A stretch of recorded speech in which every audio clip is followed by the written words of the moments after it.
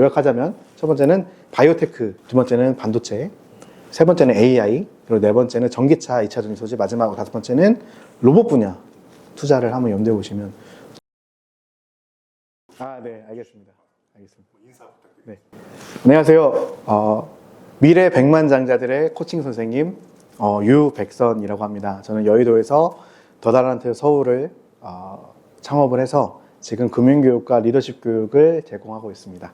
월 1회 오프라인 미팅을 프라이빗하게 갖고 있고요. 부부 동반으로 보통 하시고 그 외에 한 권의 투자도서 그리고 한 권의 금융 매거진을 제가 배송해 드리고 있습니다. 또 바쁘시니까 다 읽기 어려우시니까는 요약서하고 투자 아이디어도 확인하실 수 있고요. 편안하게 금융에 관해서 재미있게 즐겁게 한번 배워보고 싶으시다면 저희 더달란트 서울을 한번 이용해 봐 주시면 좋을 것 같습니다. 감사합니다. 2023년도 3월이었습니다. 그러니까 작년에 그 에코프로로 아까 말씀드린 것처럼 그 최대 수익률을 제가 분할 매도를 해서 이제 그 정도인데 최대 수익률이 1238%였어요. 근데 왜 그렇게 나왔냐면 저는 2년 전에 사실은 삼성 SDI라는 사업 보고서를 분석하면서 에코프로를 이미 알았고 2년 전부터 투자를 하고 있었습니다, 제가. 근데 2023년에 2차전지 소재가 갑자기 팡 뜨면서 제가 수익 실현을 많이 할 수 있게 되었고요. 그 돈으로 자본금을 삼아서 제가 이제 사업을 시작하게 되었고, 투자를 처음 시작한 계기는 짧게 말씀드리면, 제 친구 때문이었습니다. 그러니까 아까 편집자님 말씀처럼 정치 테마주를 상당히 좋아하는 친구입니다. 같이 동네 24년 지기예요, 그 친구랑. 헬스장에서 운동을 하고 있는데, 그 친구가, 야, 나 요번에 정치주 테마주로 돈 많이 버는데 너 주식 좀 하냐? 이렇게 물어보더라고요. 근데 저는 그때 청약 통장 빼고는 전혀 투자라는 걸 하지 않았던 금융 문맹이었습니다. 그런데 집에 돌아왔는데 계속 그 친구의 얘기가 귓가에 맴도는 거예요. 투자에 대해서, 주식 투자라는 게. 근데 저는 그동안에는 부모님께 저도 이제 역시 어떤 얘기를 들었냐. 주식 투자를 하면 패가 망신한다. 하지 마라. 그래서 저도 그렇게 생각을 하고 교육을 받았던 사람인데 그 친구 얘기로 한번 사실 그때 당시 또 어렵기도 했어요.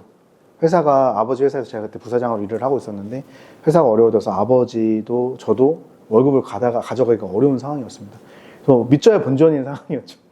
그래서 제가 워낙 선택할 때 조금 신중한 성격이라서 단기 투자는 자신이 없었고 한번 워렌 버핏이 하는 가치 투자라는 걸 한번 해보자 하면서 연구하고 분석하는데 이제 노력을 기울이기 시작했습니다. 그 결과로 저는 첫 번째로 이제 에코프로가 좋은 결과를 얻게 됐다고 생각을 하고요. 그리고 2024년도에는 이제 제가 지금 보유하고 있는 엔비디아로 또 한번 제가 연구하고 노력하는 것들의 보상을 얻게 돼서 이 성장주 위주의 투자가 특히 젊은 친구들, 나이 드신 분들이 하기엔 좀 위험한 포트폴리오고 조금 젊은 층 30대, 40대 한참 돈 버시는 분들에게 자산을 좀 더 빨리 증식할 수 있는 좋은 수단이 되겠구나라고 생각해서 그 금융 지식을 토대로 지금 서비스를 제공하고 있습니다. 그리고 대표님이 생각하시기에는 지금 좀 관심이 테마는 당연히 반도체이고요. 지금 상황에서는 AI하고 반도체가 같이 결합되어 있는 상황이고 엔비디아가 여전히 굉장히 밸류가 높은 편이지만 앞으로 더 많은 돈을 저는 벌어들일 거라고 믿고 있어서 지금이라도 더 사시는 게 나쁘지 않다라고 생각합니다. 조금 가격이 부담스러우시다면 차라리 그 반도체 ETF 쪽으로 좀 돌아서 투자해 보시는 것도 지금 이 대세에 따라서 장기 투자도 테마가 있거든요.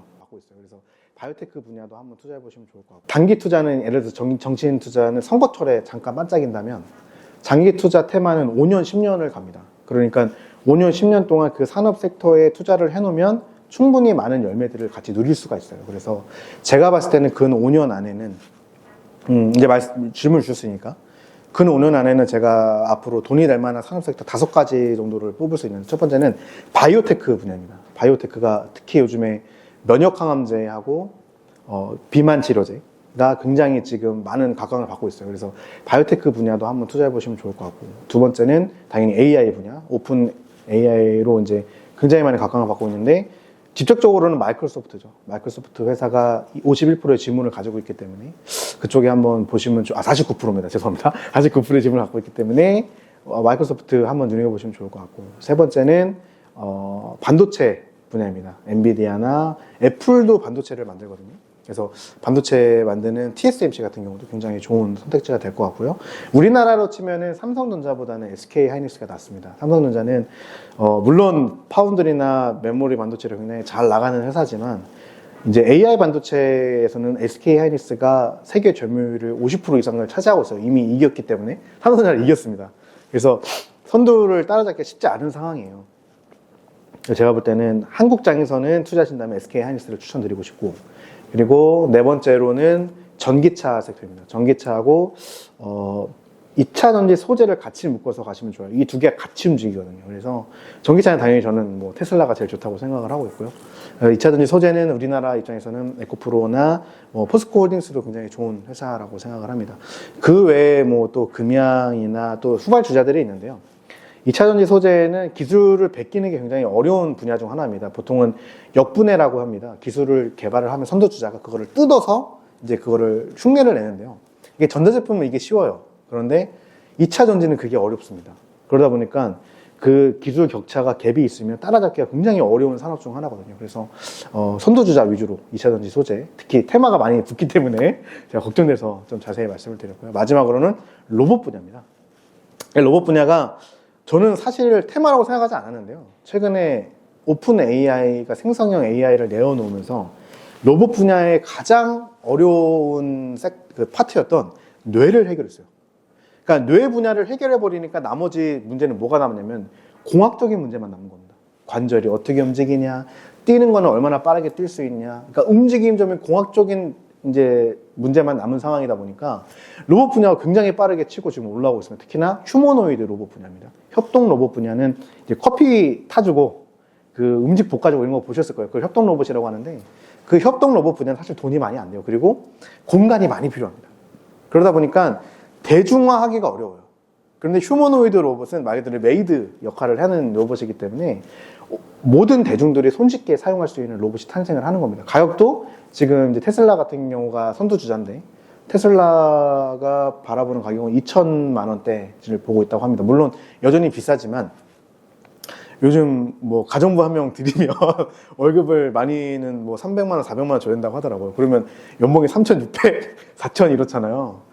2,400에 메이드 로봇 하나 들여놓는다고 한다면 충분히 중산층 이상의 가정들도 투자할 만한 섹터라고 생각을 해서 분명히 휴머노이드 로봇이 완성이 되면 큰 어떤 엄청난 붐을 일으킬 거라고 생각해서 5가지를 꼽아봤습니다. 반도체, 세 번째는 AI, 그리고 네 번째는 전기차, 2차 전지 소재, 마지막으로 5번째는 로봇 분야 투자를 한번 염두에 보시면 좋을 것 같습니다. 좋습니다.